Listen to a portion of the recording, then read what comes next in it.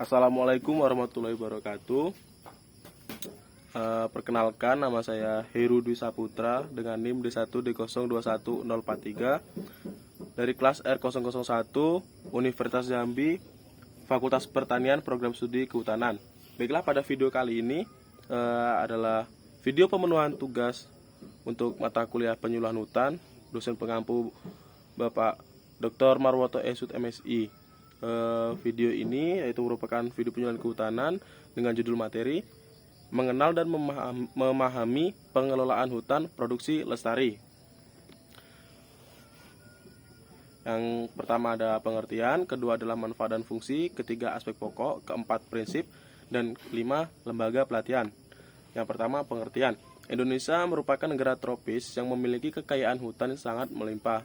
Pemerintah melalui Undang-Undang Nomor 41 Tahun 99 tentang kehutanan menyebutkan bahwa hutan mempunyai 3 kategori utama, yaitu konservasi, hutan lindung, dan hutan produksi. Dari kategori hutan ini, maka hutan produksi merupakan jenis hutan yang memiliki sumber daya alam yang dapat dimanfaatkan untuk kebutuhan ekonomi. Undang-undang Kehutanan memperbolehkan masyarakat, baik perorangan atau perusahaan, melakukan pemanfaatan hutan produksi.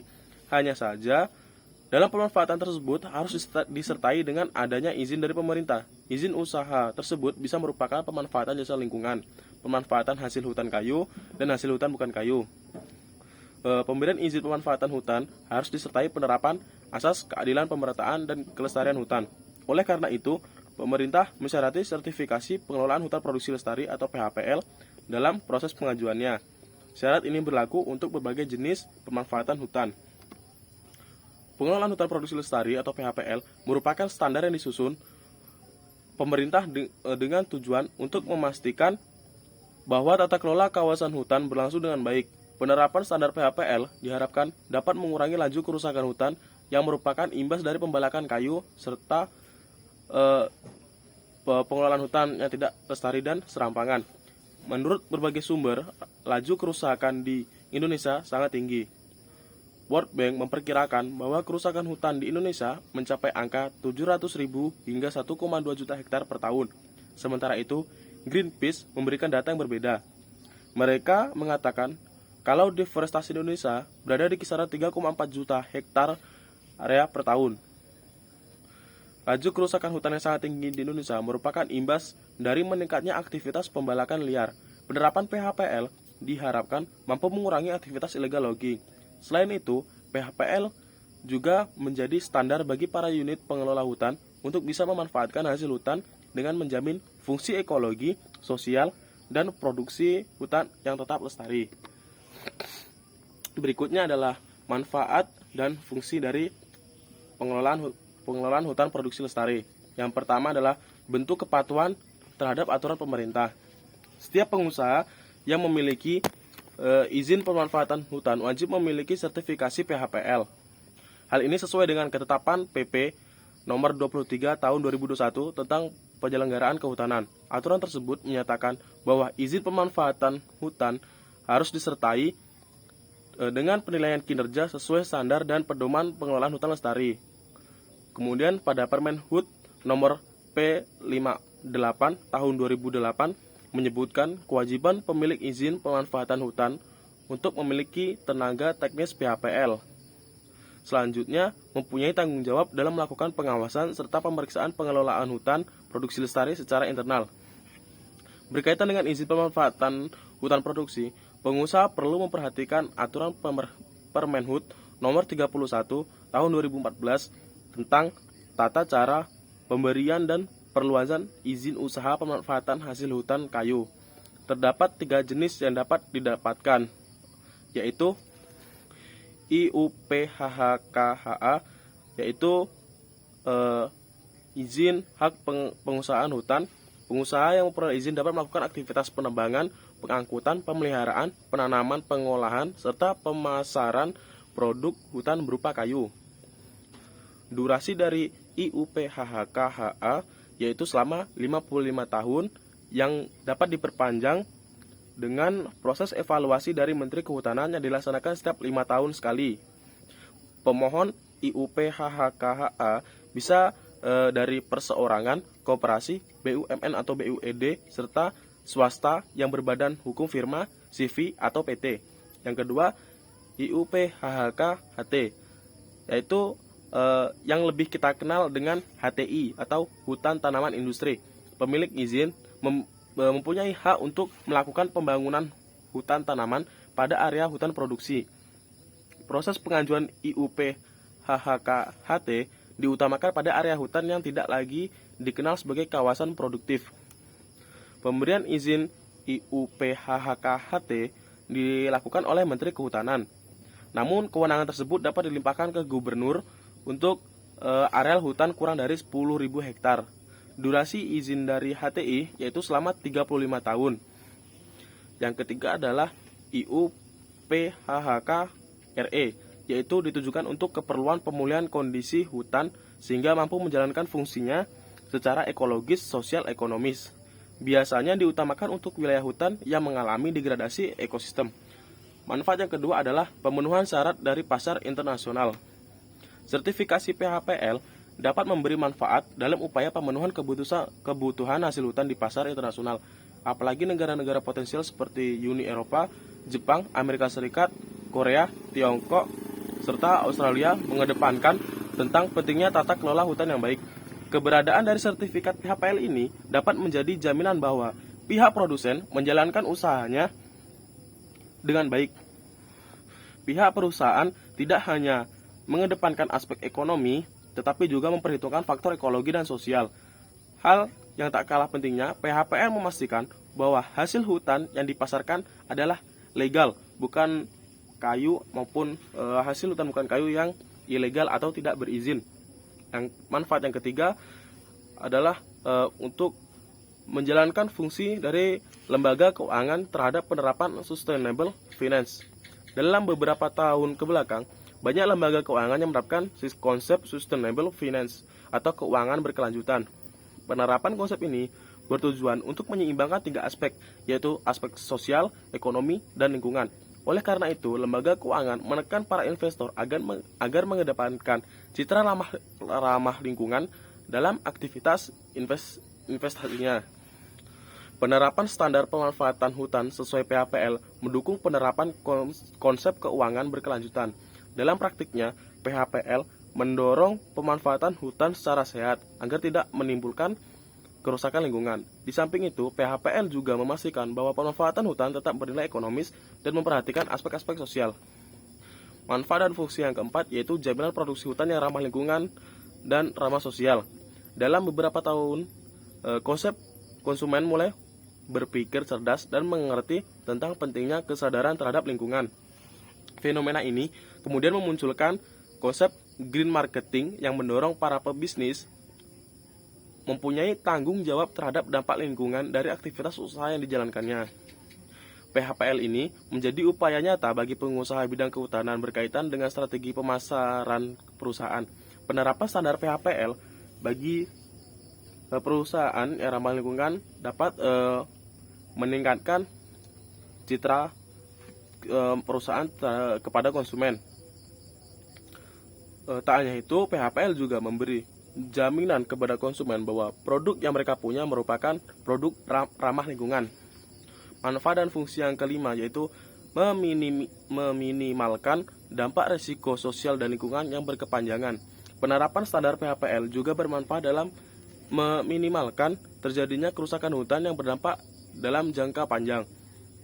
Potensi kerusakan hutan dapat diminimalkan karena PHPL mendorong penerapan beberapa aspek penting.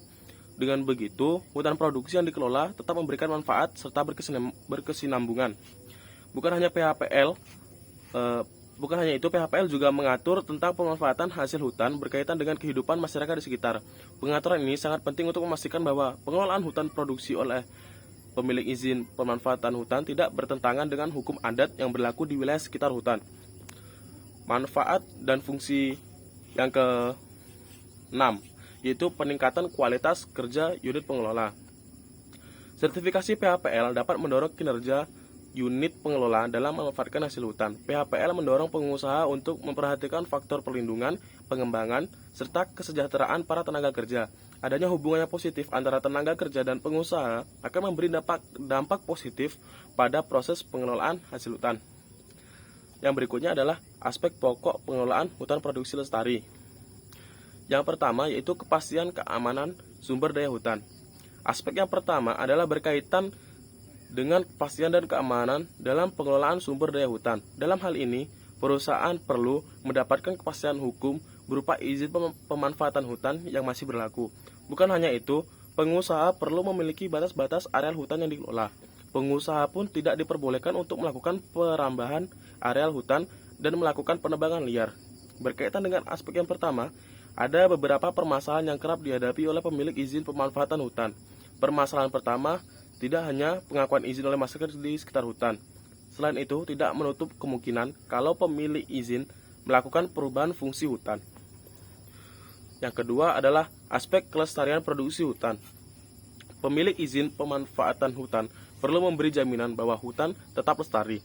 Indikator yang bisa dijadikan penilaiannya adalah adanya rencana jangka pendek, menengah, serta panjang dengan disertai survei tanah, citra Landsat, serta potret udara.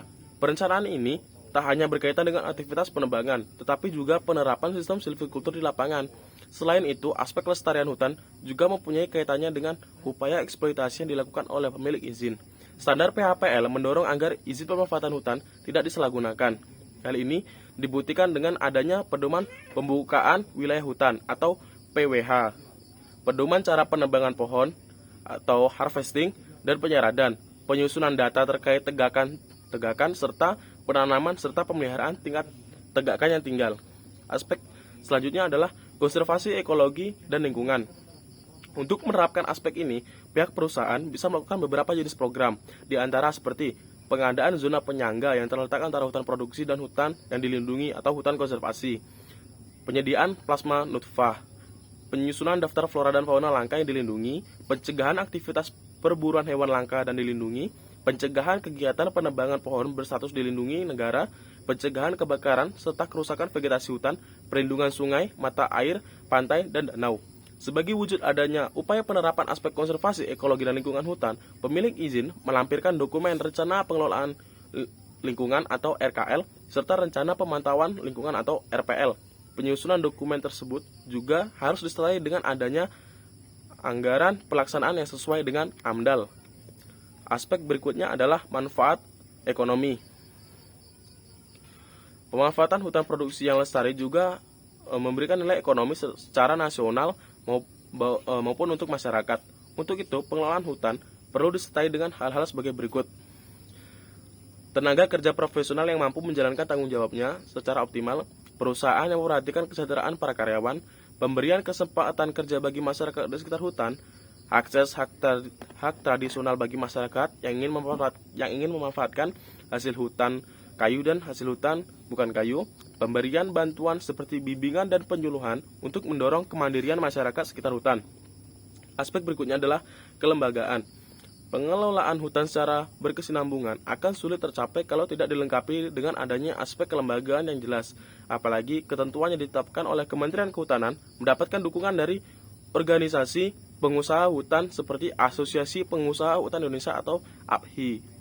Adanya kelembagaan dapat membantu meningkatkan pemenuhan tenaga teknis pengelola hutan produksi yang lestari. Selain itu, aspek kelembagaan dapat memberi kemudahan bagi pemerintah dalam memonitor aktivitas pemanfaatan hutan secara lebih efektif dan efisien. Untuk yang berikutnya adalah prinsip pengelolaan. Yang pertama, prinsip ekologis. Hutan mempunyai peran sebagai pelindung kehidupan. Potensi serta keanekaragaman hayati di dalamnya membuat hutan punya fungsi penting dalam menyangga keseimbangan. Selain itu, hutan juga memiliki peran dalam pencegahan erosi, mengendalikan iklim mikro, penyangga tata air dan tanah, proteksi daerah aliran sungai atau DAS, dan lain sebagainya. Dampak ketika hutan sudah kehilangan fungsi ekologisnya sangat besar. Hutan yang rusak dapat menimbulkan perubahan iklim. Selain itu, banyak flora dan fauna yang kehilangan tempat tinggal. Hal yang tak kalah penting, kerusakan hutan dapat menimbulkan bencana banjir dan longsor. Yang kedua, prinsip ekonomis.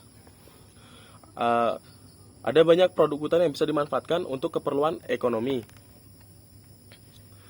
Perusahaan pemilik izin pemanfaatan hutan perlu memperhatikan fungsi ekonomi dari hutan. Tidak hanya kayu, tetapi bisa pula berupa produk lain selain kayu dan aktivitas ekowisata. Yang ketiga, prinsip sosial. Keberadaan hutan dapat memberikan sumber penghasilan bagi masyarakat yang ada di sekitar. Bukan hanya bagi perusahaan yang mendapatkan izin, tetapi masyarakat pun mendapatkan dampak sosial dari adanya PHPL ini. Masyarakat dapat mendapatkan sumber informasi yang berkaitan dengan aktivitas penelitian dan pendidikan. Selanjutnya adalah lembaga pelatihan. Pelaksanaan pelatihan PHPL di Mutu Institute memberi pembekalan pemahaman berdasarkan standar yang telah ditetapkan pemerintah dalam Perdirjen P14-PHPL Set 4 2016. Tidak hanya itu, Mutu Institute juga menghadirkan pemateri yang telah berpengalaman sehingga mampu memberi pemahaman lebih baik kepada peserta. Terdapat 2 pilihan pelatihan PHPL yang bisa dipilih untuk yang akan mengajukan izin PHPL. Yang pertama, understanding dan implementing.